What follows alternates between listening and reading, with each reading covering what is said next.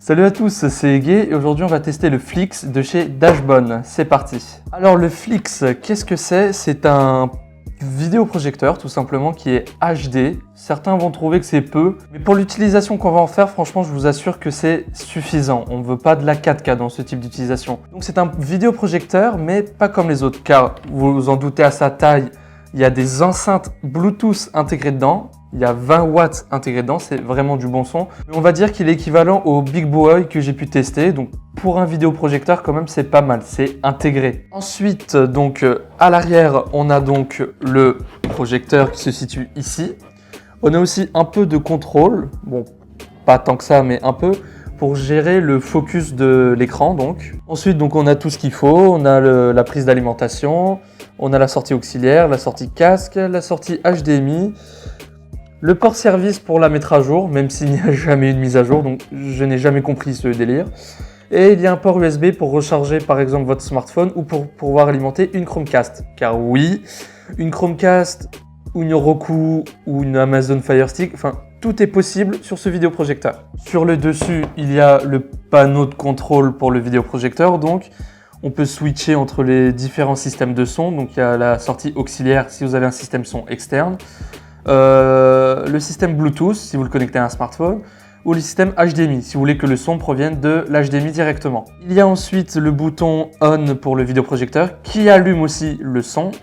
Il y a juste le bouton son donc pour allumer que le son mais pas le vidéoprojecteur, donc vous pouvez l'utiliser vraiment comme une enceinte Bluetooth, il n'y a vraiment aucun souci. Il y a ensuite un bouton pour pouvoir voir la batterie restante, donc moi si vous ne le voyez pas je viens d'appuyer dessus, il est à 4/4, donc il est chargé au max. Et au max d'ailleurs, donc on va parler de l'autonomie maintenant.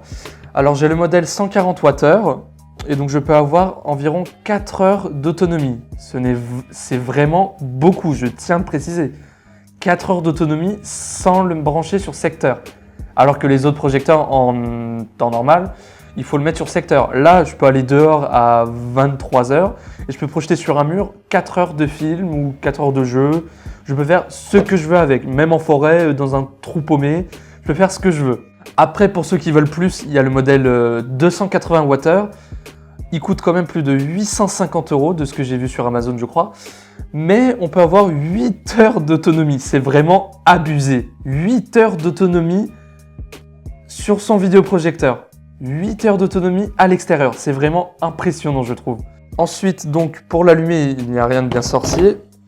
Il suffit d'appuyer pendant quelques secondes sur le bouton. Voilà, le problème quand même c'est qu'il est assez bruyant comme vidéoprojecteur par rapport à d'autres, certains le soulignent. Mais quand on met un film ou un jeu, un anime, enfin peu importe, on ne l'entend plus. Franchement avec le bruit des explosions, des dialogues, on ne l'entend plus.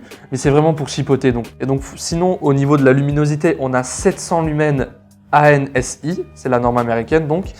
Et il est vraiment très puissant. C'est sûr qu'il y a d'autres projecteurs, ils ont 2000 lumens, 5000 lumens. Mais on est sur une utilisation portable, une utilisation nomade. Et en pleine nuit, 700 lumens, ça suffit amplement. Vous le verrez à l'image, donc il est vraiment très puissant. Je passe d'une Yogatab Pro 3 de 50 lumens à un projecteur qui a 700 lumens. Sachant que le Yogatab Pro 3, il faut être dans l'obscurité totale pour voir quelque chose de correct. Là, même en plein jour, bon, avec les rideaux fermés certes, mais même en plein jour, avec des lumières ouvertes à l'intérieur, par exemple j'ai 3 Philips UE, on peut quand même voir. Ce qui est quand même très bien. Et pour l'utilisation qu'on va en faire, ça nous suffit. Et dans le noir complet, par contre, alors là, ça m'en régale. Les couleurs sont très claires, c'est très saturé. Il y a un contrôle, bien sûr, pour le contraste, tout ça. Donc, si vous préférez une image plus terne ou une image plus colorée, vous pouvez contrôler ça. Il n'y a aucun problème. Une télécommande aussi est fournie par Flix. C'est vraiment sympa de leur part. Sachant que des fois, il faut l'acheter. Donc, il faut le souligner que là, c'est offert quand même. Donc, c'est toujours sympa de leur part. Il y a donc, on peut contrôler sur cette télécommande à distance l'allumage du vidéoprojecteur, l'allumage du son, le volume, plus, moins donc, et les sources son, donc l'auxiliaire, le Bluetooth et l'HDMI. Donc voilà, donc, si on est sur son canapé, pas la peine de se lever pour contrôler son vidéoprojecteur, ici. Pour finir, le prix, alors, clairement c'est cher. Mais pour ce que c'est, sachant que c'est une utilisation portable, tout ce qui est portable, tout ce qui est miniaturisé entre guillemets, c'est toujours cher. On va dire que ça va. Je l'ai payé la version 140 Wh, donc je vous mets le lien dans la description. Coûte 530 € environ avec la livraison. En une semaine, ça arrive. C'est clairement cher.